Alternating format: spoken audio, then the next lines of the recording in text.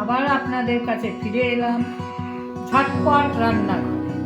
কি করে ঝটপট রান্না করবেন আজকে আপনাদের শেখাবো সবুজ আলুর দম। সবুজ আলুর দম করতে কি কি লাগে? আলু, মটরশুঁটি, ধনেপাতা, লঙ্কা, টমেটো, নিরামিষ, একদম নিরামিষ। সঙ্গে আপনার হলুদ, জিরে, লঙ্কা, ধনিয়া, এলাচ, দারচিনি, লবঙ্গ, এই সব নিয়ে নুন, চিনি সব নিয়ে তৈরি হবে আজকে পুরো নিরামিষ। আপনারা দেখছেন আলু মটরশুঁটি সেদ্ধ হয়ে গেছে। এবার আমি বানাবো সবুজ আলুর দম। শুধু তো মিষ্টি খেলেই হবে না, একটু ঝালও তো খেতে হবে।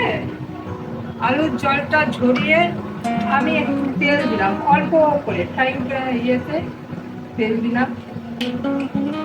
তেল দিয়ে এতে একটু কালো জিরে দিলাম,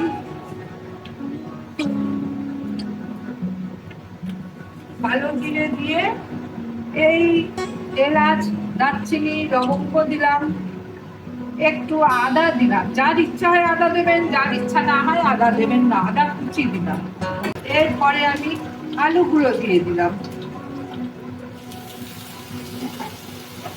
আলুগুলো ভাজছি।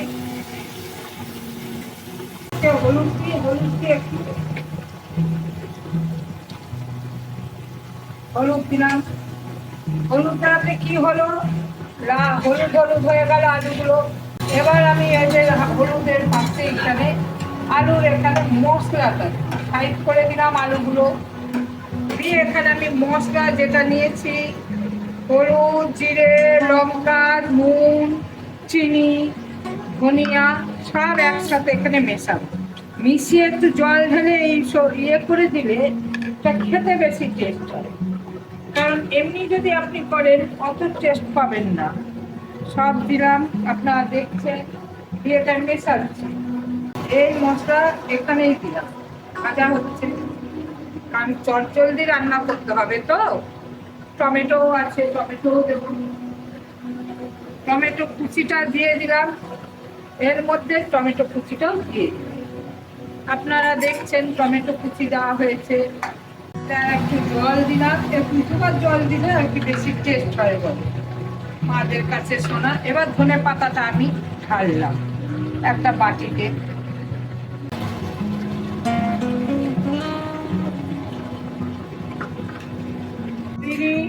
এবার আপনারা এটা অনায়াসে মুখে দিয়ে দেখবেন। নুন চিনিটা নিজেদের ইচ্ছা মতন দেবেন, নুন চিনিটা দেখে নেবেন। আর ঝালটাও নিজেদের ইয়ে অনুযায়ী দেবেন, কারণ অনেকের ঘরে বাচ্চা থাকে, বাচ্চারা ঝাল কম খায়, আবার অনেকে ঝাল বেশি খায়, সেই অনুযায়ী নিজেরা দেবেন।